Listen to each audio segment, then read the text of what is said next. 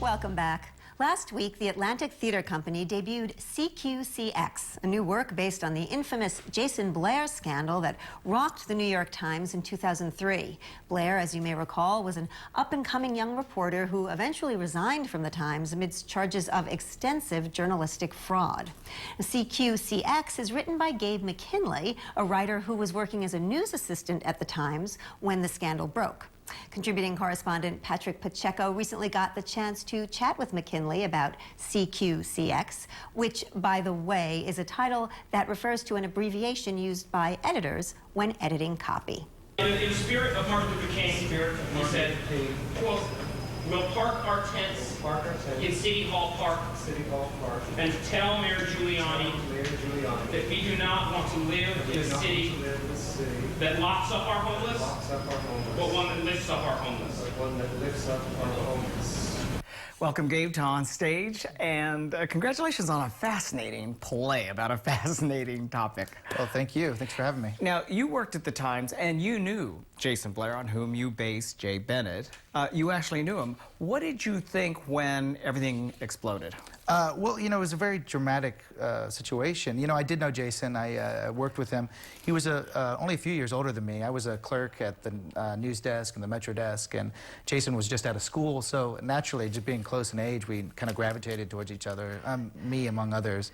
And, you know, he's a gregarious, smart guy, and an oddball, but you find a lot of those in the newsroom of any newspaper, much less the New York Times. So it was a very shocking thing. It was a very shocking development, and one, especially the scope of it. I mean, it'd been one thing if he'd made a mistake and you know, plagiarized a story, but as soon as it came undone and the Correcting the Record story came out and we saw the great depth of his deception, it shocked everybody. It was a very painful experience. You read his reports. Did they read true to you? Yeah, he had a remarkable ability to write things that seemed like New York Times stories, you know, that's how he was able to fool so many smart guys for so long, was because his stories read like Times stories, and there was nothing to question. I mean, it's an honor system at the Times. They don't have fact checkers. They have the backfield and the copy desk, and he just, you know, betrayed all of that. And many of the Time staffers thought this was a case of affirmative action run amok, that Jason got where he was because he was African American. Was this true in your opinion, and do you think that Gerald Boyd's ascension to being the first black managing editor of the New York Times was also part of that? In my opinion, no. I think Gerald was a very fine journalist. You know, he was a divisive character within the newsroom because of he was in management. But he had a very fine career. He was a very respected journalist at both the Washington, in the Washington Bureau and the Post-Dispatch before that. His rise was through hard work and integrity. It's murky when dealing with Jason, I think. You know, he was afforded opportunities over and over again after failing. He failed upwards. So there is, of course, in retrospect, when people look back at the scandal, they'd say, well, how did this happen? And they point to affirmative action. But I think it's kind of a, you know, a lot of people believe it was. Some don't. So what do you think? I think that race plays an issue, and I think, you know, race plays an issue in every part of American life, and of course it happened right there at the New York Times. It just, I think people were more surprised it happened at a liberal stalwart like the New York Times. They think of it as kind of a place that would be integrated and that wouldn't have these problems, but it's part of America, and therefore it has these problems just like any other organization. And of course your play also makes the point through the characters, the African-American characters, that you have to be twice as good, twice as sharp, twice as accurate if you're black. Yeah, I mean, having, you know, read Gerald Boyd's memoir that he published before he died, obviously, but after he left the Times, and these were things that he kept preaching within that book, and I took to heart, and I found him a very tragic character, both as involved in the scandal and then was able to bring that, hopefully, into the play, too. Somebody who worked very hard to get where he was and saw it as his obligation, not as a black journalist, but as a journalist to succeed. There's a comic scene in the play when Pinch, or Junior, yeah. I guess, Arthur Ox Sulzberger, yeah. the publisher of the New York Times, publisher yes. of the New York Times, brings in this stuffed moose. Yes.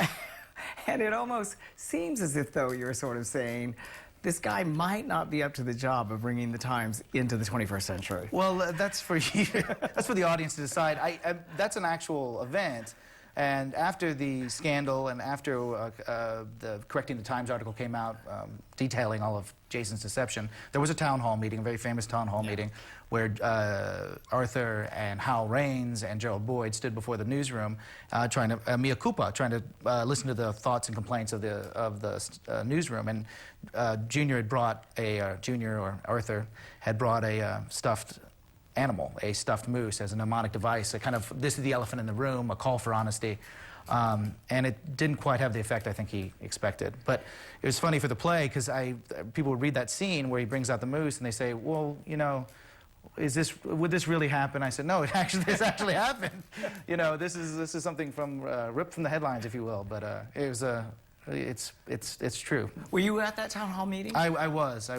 And was it just, I mean, it was in incredible, thing. I mean, it's not, we don't stage in the play, we show a scene before, right directly before it. But it was an incredible thing. I mean, you've got a room full of these brilliant minds, these great journalists, who are angry, upset, and they want answers. And it was a real firing squad. It wasn't exactly what they expected, I think. Did you sense that there were power sort of groups within the Times that saw this as an opportunity to bring down Hal Raines and Gerald Boyd? Hal's editorship was divided the newsroom in many ways. He had a very direct mandate to bring his ethos and his competitive streak. He talked a lot about the competitive metabolism of the paper and flooding the zone. He used a lot of sporting metaphors about how to increase the paper's productivity in a new digital age. And he believed in a star system, and there were winners and losers within the newsroom. And that divided a lot of really proud people who've worked in the newspaper for a very long time, and it didn't really quite sit well with them. So I think, yes, after the scandal with Jason, it afforded lots of people opportunities to take their shots. You know. We have to wrap up, Gabe, but before we leave, I just wanted to ask you one more question, and that was, do you think there's bound to be another eruption given the frenzied press environment that we're in now? Do you mean in plagiarism? Or? Yes, in plagiarism, in terms of just meeting those pressures. Do you think that we're going to see another I think as long as that people publish, and especially nowadays, more often not with Twitter and the new media and the social media, people are putting out words faster and faster with little regard for editing. I think eventually you'll see more and more of these sort of things. Well, thank you for joining us. Thank you. It's a fascinating play, and thank you. I'm glad you lots to enjoyed discuss. it. Thank you very much.